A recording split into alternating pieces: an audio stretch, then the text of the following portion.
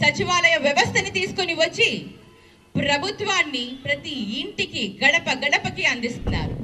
ప్రజలు కూడా ఎక్కడికి వెళ్లకుండా ఇంటి దగ్గరికే ప్రతి ఒక్కటి వారికి అందే విధంగా చక్కటి పరిపాలన అందిస్తున్నారు.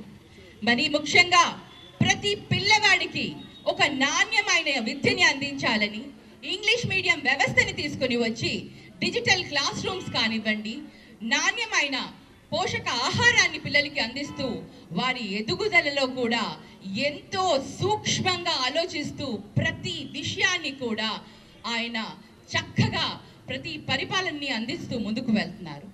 మరి విద్య వైద్య వ్యవస్థలో ఎన్నో మార్పులు తీసుకొని వచ్చారు. మన జగనన్న ఏదైతే ఆరోగ్యశ్రీ తన తండ్రి వైఎస్ రాజశేఖర రెడ్డి గారు తీసుకొచ్చిన ఆరోగ్యశ్రీని ఇంకా దాన్ని చక్కగా ఎన్నో